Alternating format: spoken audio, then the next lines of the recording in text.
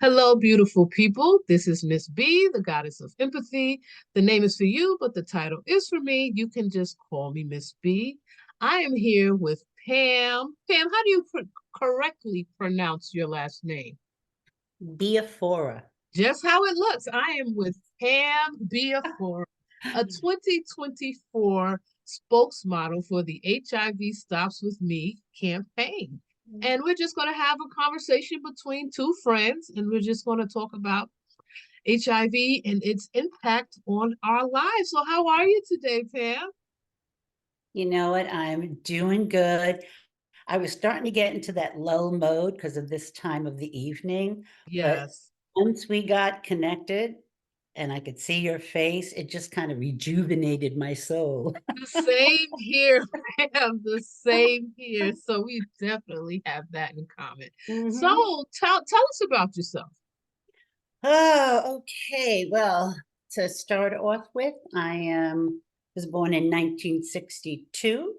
I just recently last year turned 61 years of age. What a blessing. Yes, yes. And it's weird because it's like my birthday's December and here we are January. So this is the year I turned 62, but a month ago I just turned 61.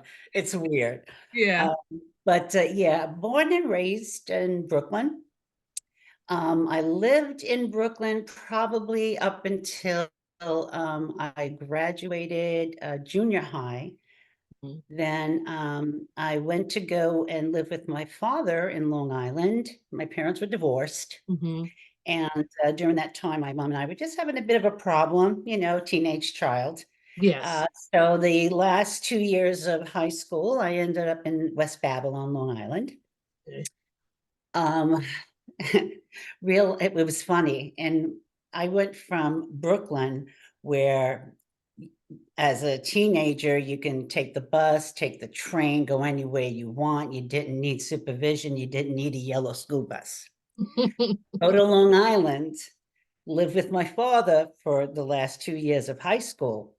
I have to go to school in a yellow school bus. Mm, Other kids of different ages because yeah. we didn't have like local train and buses. So it was a culture shock for me. From Brooklyn to Long Island at that time in 1978. But thank God I graduated. That went by quickly.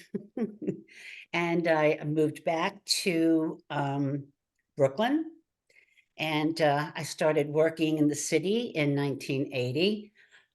Colgate Palmolive was one of my first companies that I worked for. Loved it because I got free toothbrush and all those other lovely things that Colgate had to offer back then. Yes. Um, then eventually I moved to Queens, Astoria. So I lived there for about 8 years. And from there, of course, I had different jobs. I worked in a lot of banking and brokerage security companies. The last one I worked with was Bear Stearns. Hmm. Then after 9/11, which was, of course, horrific, I was working in Midtown Manhattan. So that was kind of, not what kind of, it was like one of the worst days in history for all of us. And, I got to witness and see a lot being in the city. Um, that changed me a lot, and I wanted to move as far from the city as possible. So I moved out to Long Island. My mother at that point had moved out there at that time. So I've been living in Long Island since 2002. Okay. Okay. Yeah. Okay. Um, What was your favorite job when you were in corporate America or ever? I, you know, um, they all had something that I could take away with. Like I did enjoy Colgate because at their perks and stuff like that, so it was fun. Yeah. Well, one of the things, I'll just go into this. One of the experiences that I had at Colgate was I was actually going with a gentleman, Robert, who we had a really good long relationship. He was divorced. And at Colgate was when I was in 1986. So Colgate wasn't my first one. I'm sorry, that was my second. That's when I was diagnosed with HIV, because I used to give blood Oh, every time. And I had gotten a letter from the American Red Cross while I was at Colgate.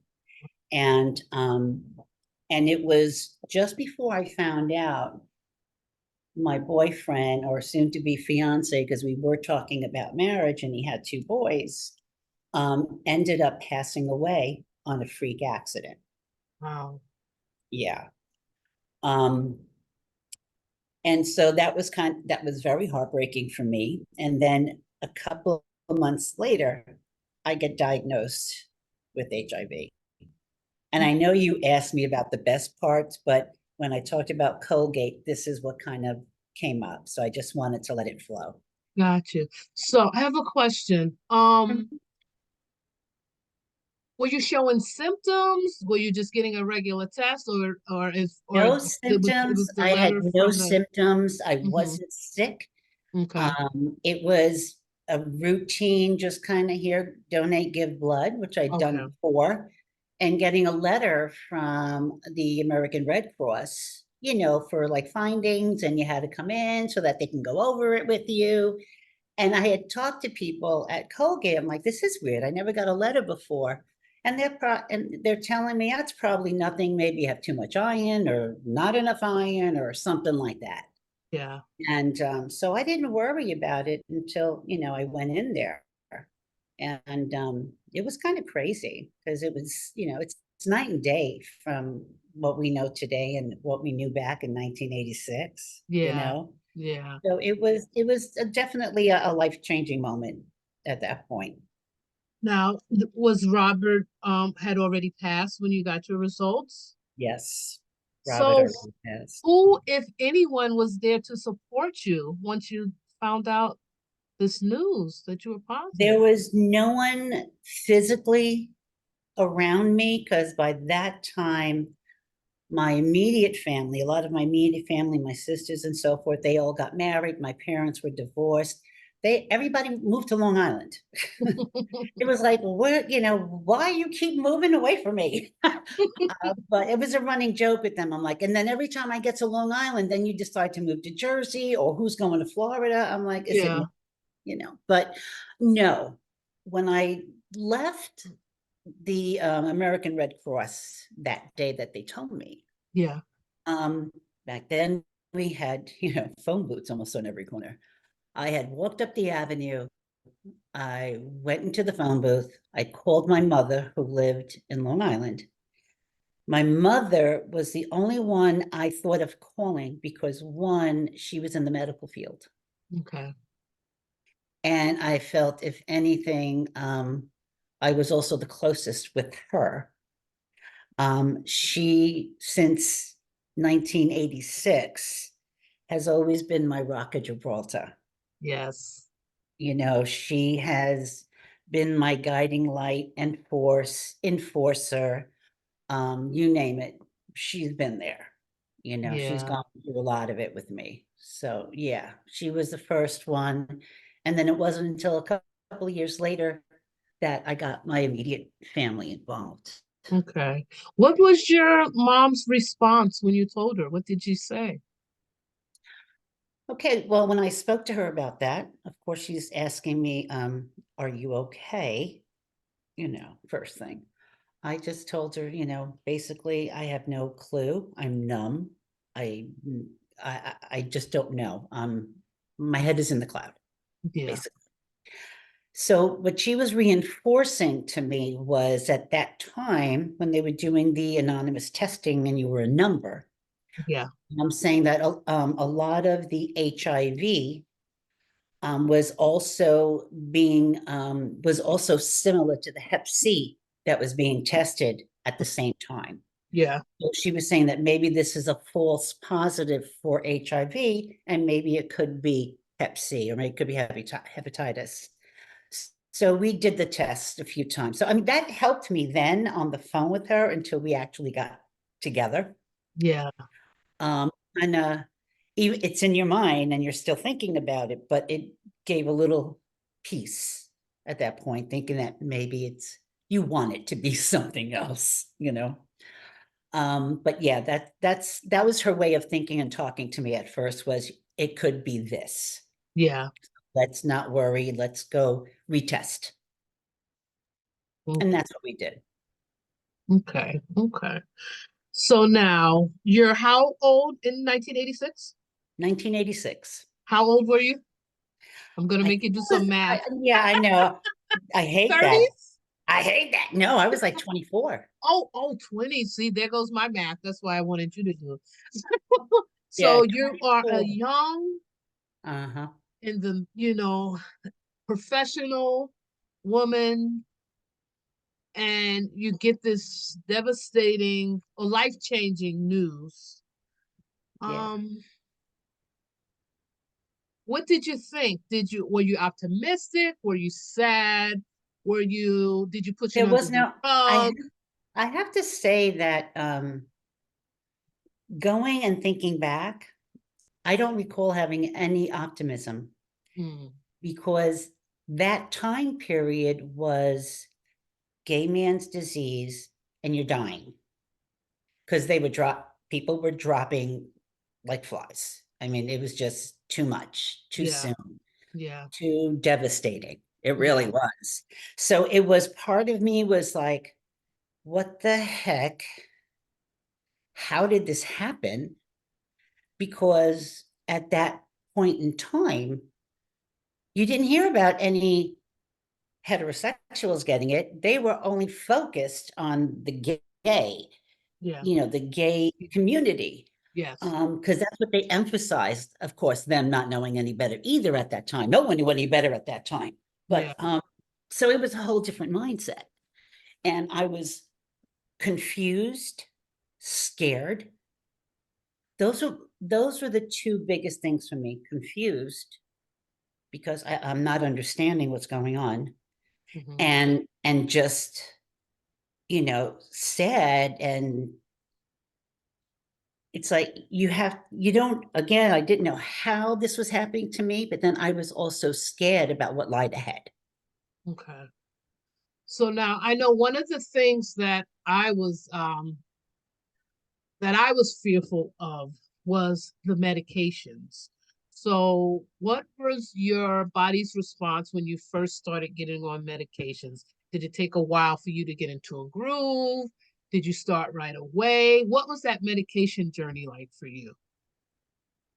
Okay, when I first started to see a provider in that field, um, I was kind of lucky enough that my mom was in the medical field and kind of had some, research on other providers.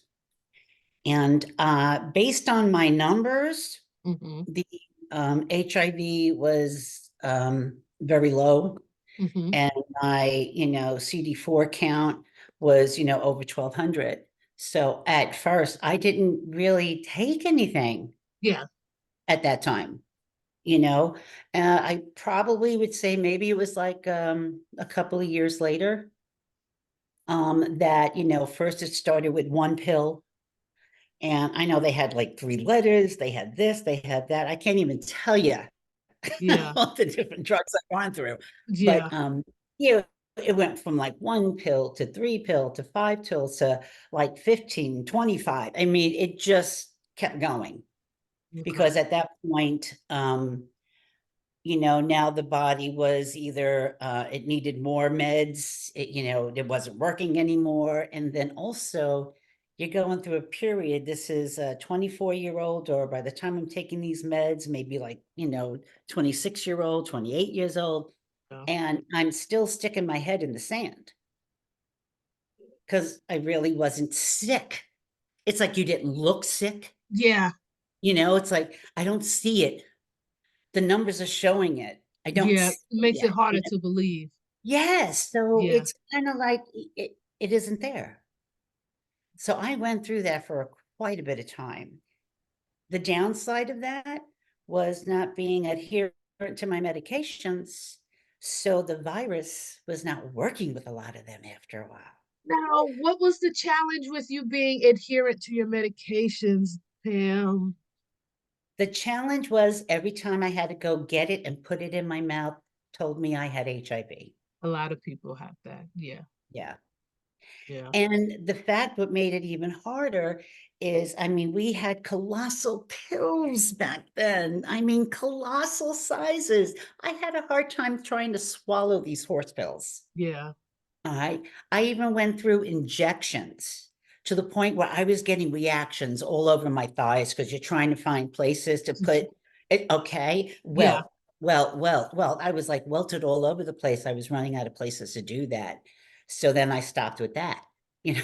Yeah. You know Yeah. what I'm saying? So it's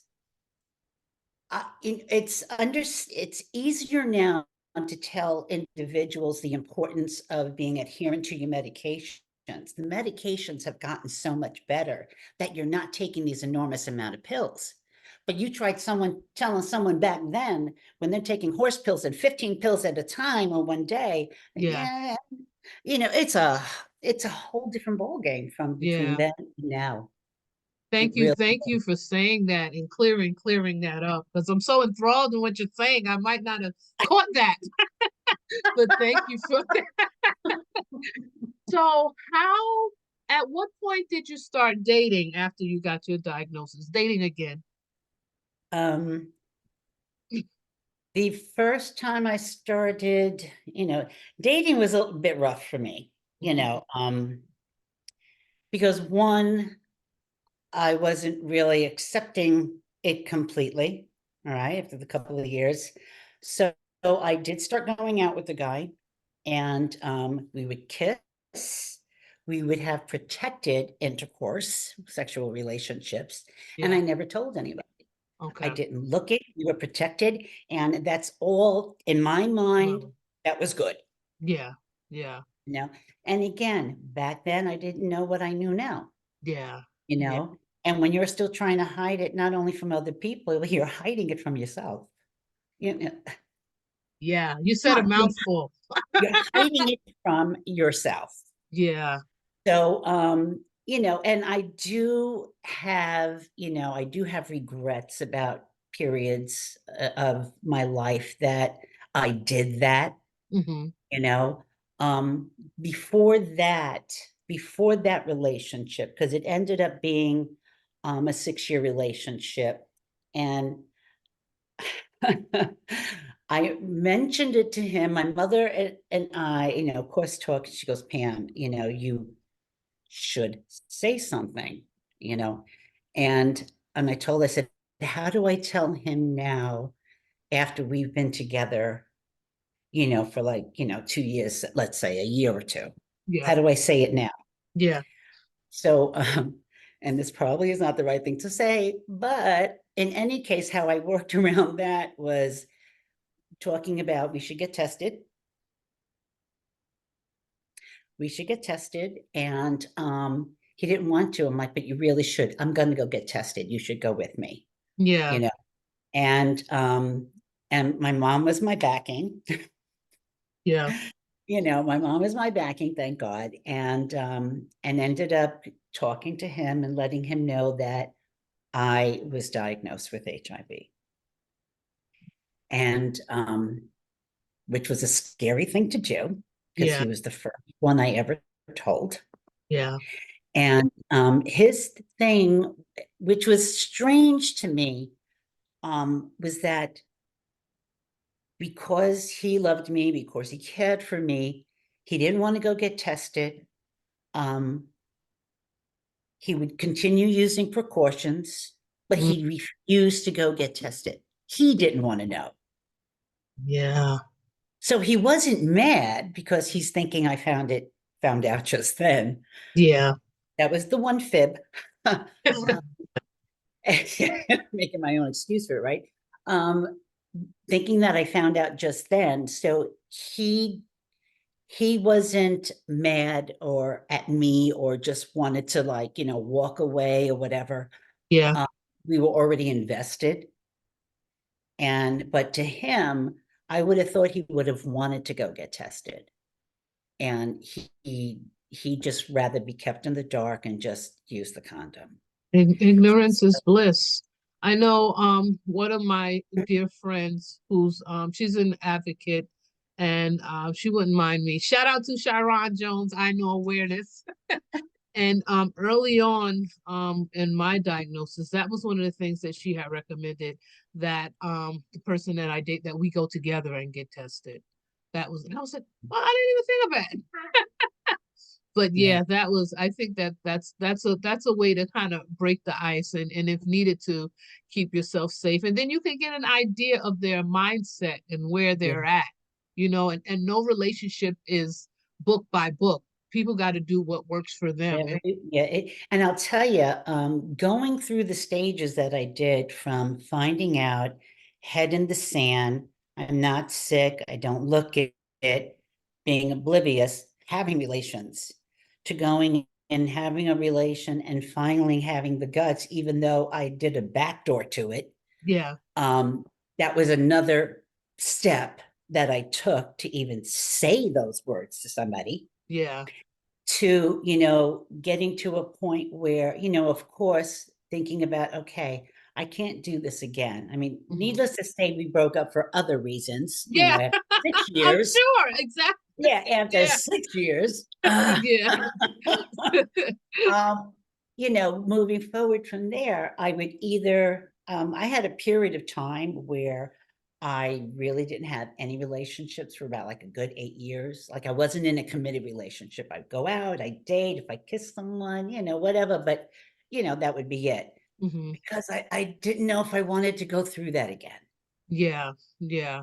to start over again. Starting over in a relationship is, a challenge to begin Without with. having the Right. diagnosis. But Yeah, the unknown, yeah, then to lay this on top of that is like, do I want this? Give me a toy. yeah. You know, give me a toy instead. No complications. Oh my goodness Yes. gracious. It's no But pleasure like self-pleasure. yeah. And what's crazy is that I even went on to one of those the pause site to try to find another The dating positive people who are person. positive. Yeah, Yeah. yeah, positive. So I go on this date, and well, a couple of one, the guy didn't look like his picture, so that ended quickly. Yes. Second one, he was a nice guy. We ended up being friends back then, Yeah, when we had, phone books. I don't have that anymore. yeah, Um, and then one of them, and it was he was a cop, or a detective. yeah, And we sat at the table, nice looking man. And back then I had less weight on me. I was always still a decent looking woman. And all I know is that he kept on just looking around, like cops do, looking around, yeah. looking around. I'm like, are we having a date or what? So that went out the window. And so Yeah, I yeah. stopped. I stopped with that. Stop. It's like, that's not working for me. Exactly. Damned if you do, damned if you don't. I was like, you don't know. Yes, yes, No. Yeah. yes. But the last one that I was with, and we were together for 10 years, Hmm. another one that busted. But what I appreciated, and, I give credit where credit is due, Hmm. he wasn't 100% bad. Yeah. Um, but when I initially told him, this was before any intimacy, Hmm. when I told him, he kind of like, like, he took a breath, took a little step back, took a Hmm. breath, and but didn't run away. Hmm. He didn't run away. He wasn't scared. He asked questions, and was willing to find out more information, because I offered it to him that if there are things that you don't know, and maybe I may not be the best in explaining it all, Hmm. you can go with me to my next appointment and talk to the doctors, and you can ask them. And Yes. he did. He did. Wow. That's wonderful. Oh my God.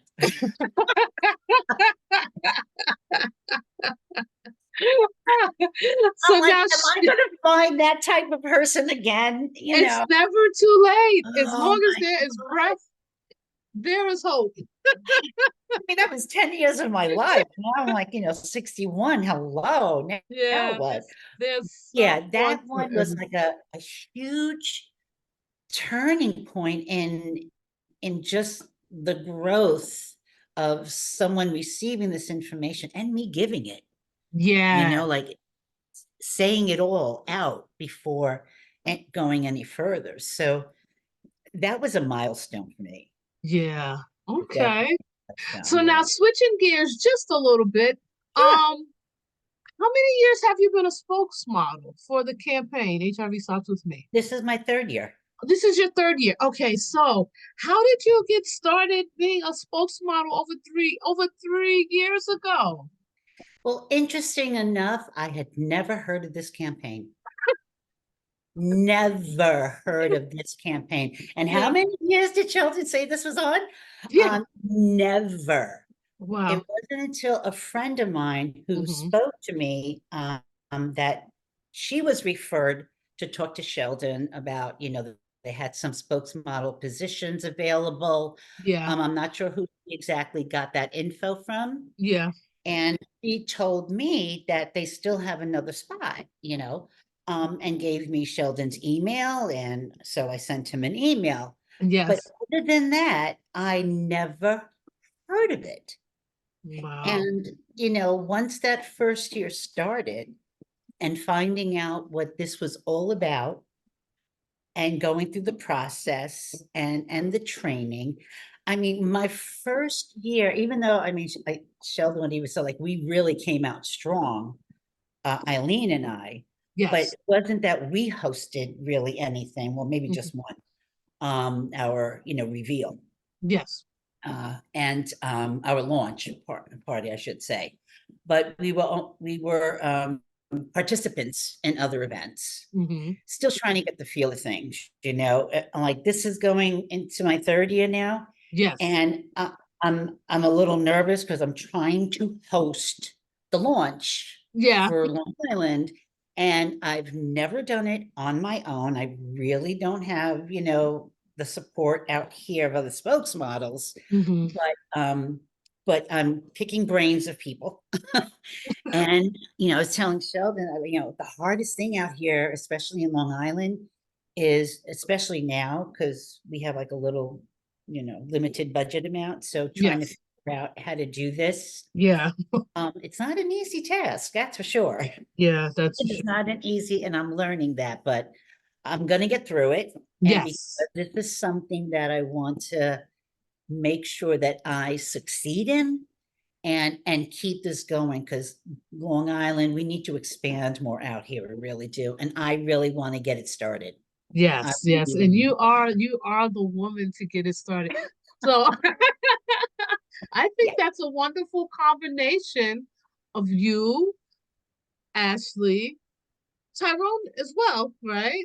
Other Yeah. spokes Tyrone's Long Island. Mhm. Are Yeah. there any other Long Island spokes? No, no. Okay. Tyrone is in Nassau, and I know some of the events that he do most, or when he can do them, I Yes. think he does mostly in the city. Okay. Um, Yeah. Okay. and Okay. coming out here, he's always busy during the weekend at work, Yeah. so I can't really lock in on him to work Yeah. on this. Um, Ashley, put some fielders out with her, so I'm gonna see, what she can help me with. But I've been doing a lot of phone calls. I already have a pharmacy that's willing to contribute $1,000 That's towards awesome. whatever venue that we kind of pick. Yeah. And yeah, and I love him. He's really good. He's my pharmacist. Yes. He's Bill's pharmacist too. Yeah. But yeah, so it's just a matter of location, because I want to make sure that people who, number one, driving won't be so bad, but I'd like it to be near a railroad station. So if people don't That have a makes car, sense. that they can get there as well. And So so I could come too. exactly, exactly. So, And all the other spokesmodels. yeah, so I'm Yeah. still figuring it out. I've got a whole list of names and people that I'm looking to get some information to. And Well, have fun because it's going to be the toughest job you've ever loved, but you're going to be so proud of yourself when you succeed through it. So oh my, I'm rooting for you. thank you, thank you. Me too, me too. Yes. So now this is the third year. So okay. So we think about the launches and when you first get started.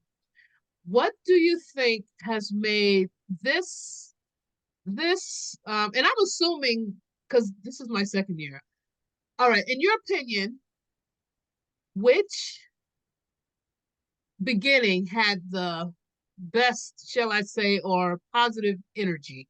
Had a good like spring. As you think about year one, year two, year three, which year kind of felt like the best year starting out?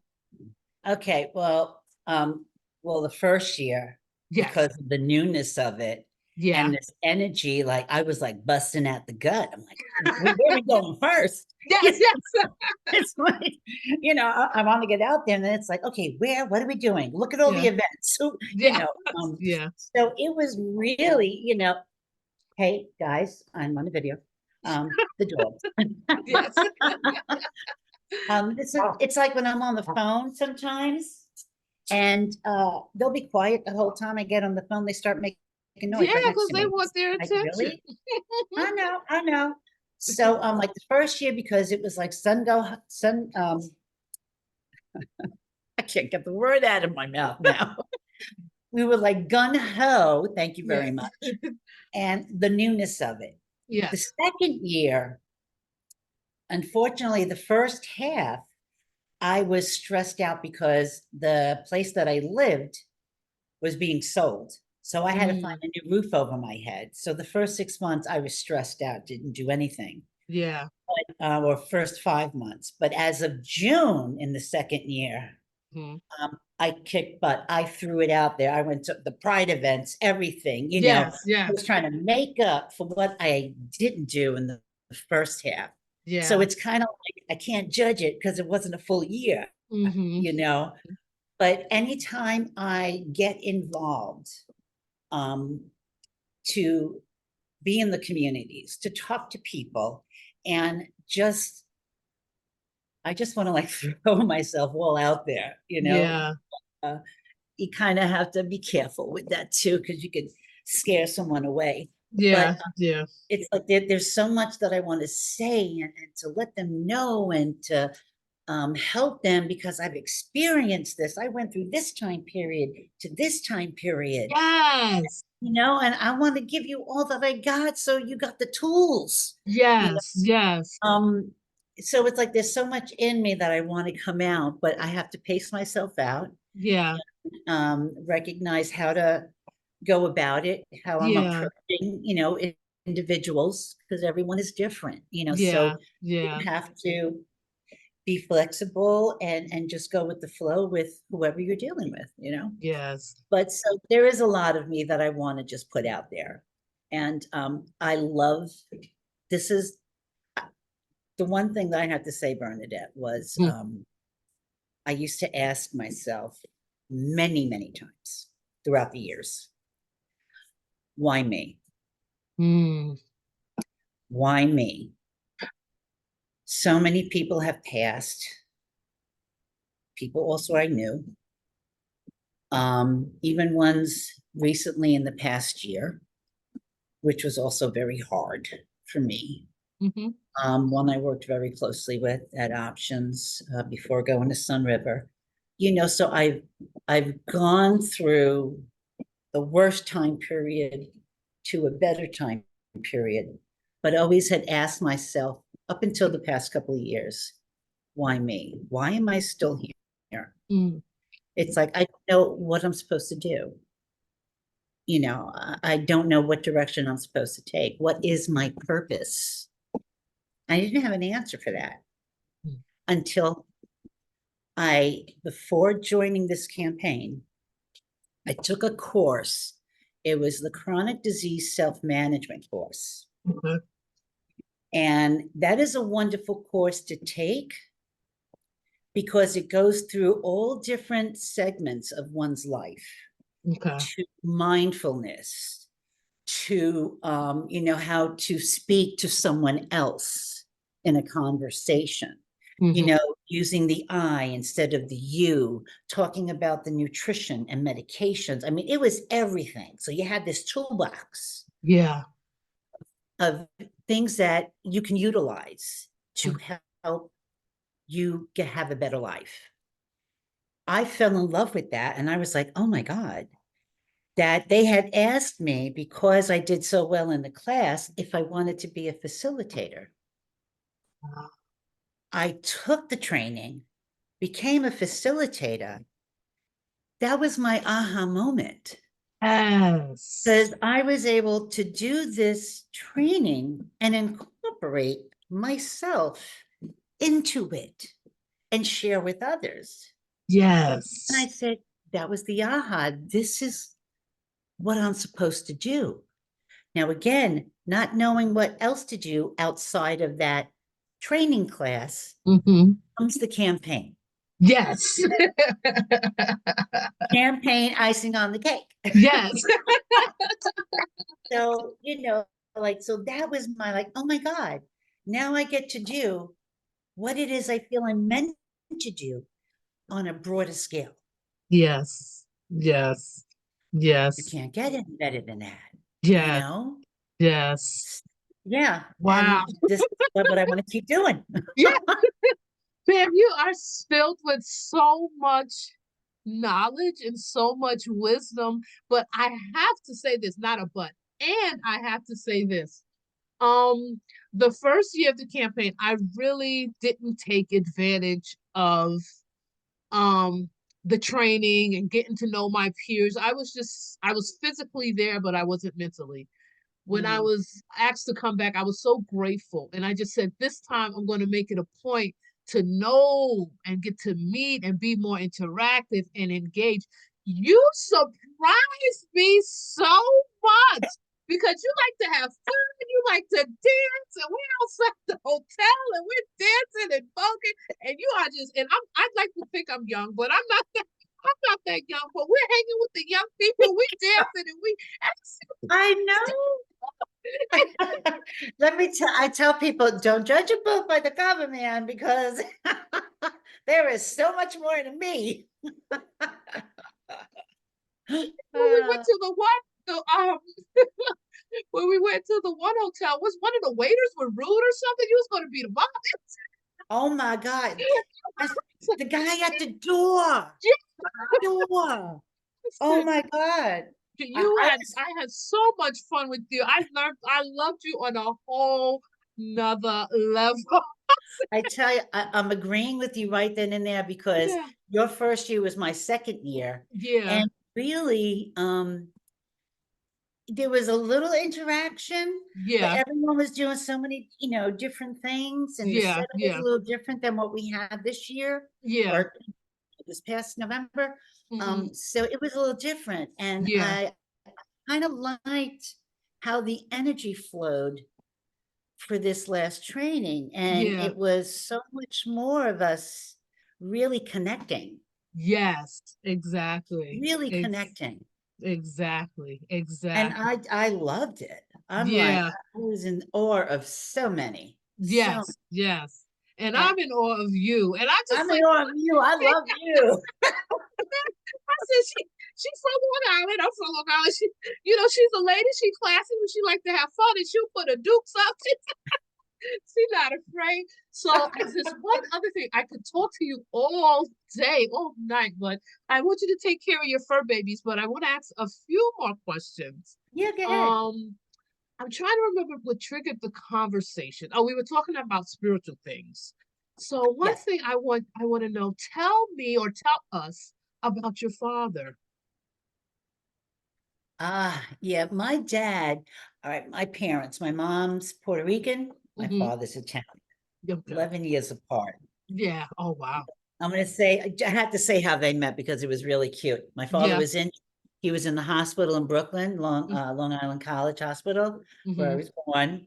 And my mother was the nurse. She wasn't actually an LPN at that time. Yeah. And he was smitten and fell in love with her. And at that time, he saw her name on the badge. He was flirting with her, Yeah. wanted to take her out. She didn't say anything. Yeah. He looked in the yellow pages. He had made conversations with her. He saw the last name, found Mm-hmm. the name of her father, looked him up, went over there and asked the father if he could take my mother out. And that's how Oh it my started. gosh, they don't make And things I'm like that surprised. anymore. I know, I'm surprised my old-fashioned Puerto Rican grandfather had that happen. I don't even know. Yeah, I wasn't yeah. around then.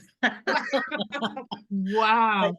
my dad, basically, it was a little complicated. He Hmm. was either the life of the party, all right, even after my parents got divorced, he was always Uncle Ralph to everyone on my mother's side. He always kept in touch. He was always there. That was him. Hmm. You know, we may divorce, but I love you all. And he still loved my mom. Um, he could be a mush and cry at a commercial, but he was a tough 6 foot Italian guy. Hmm. And he was never wrong, never wrong.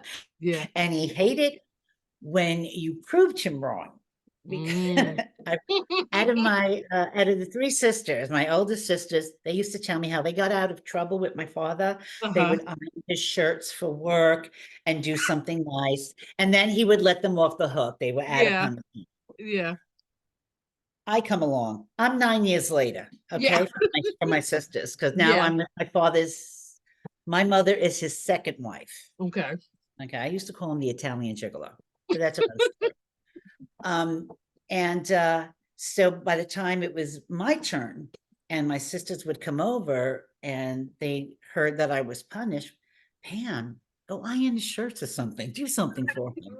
And Yeah. I'm like, no, because he's wrong and I'm Yeah. right, and I'm not doing that. That's right. So I would be the one to, I'll stay punished because I am not doing it. I am not giving in. So I was the opposite of them, like the black sheep of Yes. the kind of thing. Yeah. My father and I butted heads a lot Hmm. because we had similar personalities. I'm half my mom's personality and half my dad. Yes. My mom is the one who is the caregiver, the nurturer, the open-mindedness. She's an extrovert. I get all that from my dad. My dad Yeah. is an extrovert too, but he's also needy, loudmouth, always has to be in the right. Yeah. Yeah. Yeah. Tough until you put him into a freaking commercial with a Hallmark or whatever, Yeah. and he cries. So yeah, that's my dad. But I have to say that it took years. Um, as I said, we butted heads quite a bit. And as I learned more about my dad, growing up, I was finding out more stories from my sisters and from my aunts and uncles Hmm. that were his, siblings. Yes. Father was one of the oldest. And when my grandparents, his parents are from Italy. My Hmm. grandparents are from Italy, came off the boat, moved to Bronx and then Brooklyn. But my grandparents, mostly I think my grandmother, was kind of a little rough, Yeah. little kind of Italian woman, Yeah. didn't take crap from Yeah. anybody. But I had found out that when she would punish my dad, she would put him in the basement with the lights out. Mm. What does that do to someone? Yeah. Yeah. That made me understand his need to constantly be around people, Hmm. you Yeah. know, to always have family, always have people with you. I mean, I would drive there to go visit him, and after driving from Queens to West Babylon, Long Island, I get out of the car, I go in the house, I say hello. He goes, "Come for a walk with me." I just got here. Yeah. Yeah. So, but it was a bit of learning why he was the way he was. Mm. And I'm grateful and thankful that as I got older, another reason that we ended up knowing more about each other and connecting more and having a better relationship was when he finally found out that I had HIV. Mm. And when it got to a point when it got really bad, and I had everything under the sun all at one time. I Uh, mean, everything that bronchitis, tonsillitis, flu, cold. I mean, it was like a bundle yeah. of virus. Yeah. And I sounded so sick over the phone, and I wasn't able to go home to his house. My older sisters were there because, Italian families. Hello, we always get together every once in a while. Yeah. And I was on the phone with my dad telling him what was going on. My sisters told me the next day that when they finished talking to me after he did, he was in his room crying because he thought I was going to die. Oh, wow. My father is not one who cries in front of anybody. Wow. Anytime I reached a milestone birthday, Hmm. my father, he was never a hugger. I always kept hugging him, and he was always saying, "What do you want?" I said, "Listen, when I was a teenager, I hugged you. I wanted something. But Yeah, now yeah, I'm hugging you because I love you. So hug yeah, me back." You know, I have yeah, to tell him this constantly. I yeah, love you. What do you want? Just say I love you, yeah, And yeah, so we had this thing to a point where he was getting so used to me doing that, he'd crack up. yeah, yeah, Okay. You're like, you can't fight it, Dad. So yeah, just give into it, yeah, to that yeah, point. But every milestone, he would hug me, kiss me, and he goes, like you're going to be around for another 30 years, another 40 years, whatever the birthday was, you're still going to be yes, and double it. yeah, So we became closer and closer for someone who was like, don't touch, because that's hmm, Italian family. They yeah, weren't huggers. yeah, And which is surprising because my mom's side of Puerto Ricans were all huggers and kissers, so it's opposite ends, you know what I yeah, mean? yeah, Yeah. So, but he was getting into the flow with things, and yeah, our relationship became better, became more sincere, better communication, and always wanted me around. yeah, yeah. So, yeah. And That's then, his passing was, thank God, because I think the last couple of years prior to his passing was our best moments in yes, our life. Yeah. yes. That's beautiful, Pam. That's absolutely beautiful. So now I'm again with the math. You have been living with HIV for how many years? 37. 37 years. You work, you Yes. are a model, a spokesmodel, you have a life, you have your fur babies, you have friends, you like your little drinky drinks from time to time, and you wine. Yes, yes. I So still have you some are, homemade coquito. yeah, so you are just a reinforcement of, as long as you take care of yourself and take your meds, your life is what you make it. So I just want to say thank you so much, Pam, for your wisdom and your time and your knowledge. Do you have any parting words that you want to give to anyone who's listening? It's, you know, never give up hope. Don't give up hope. Never think that you're alone, because we're here. You just have to reach out and connect to us, and we're going to be there for you. Yes. And life, they say life is what you make it. I mean, granted, it is true, because whether you have any type of, chronic ailments, diseases, you can't move as much, but there are things that you can work around it to try to at least make your life a little bit better, or surround yourself with people that are going to uplift you and not put you down, and let you know you could be all that you can be. You can do it.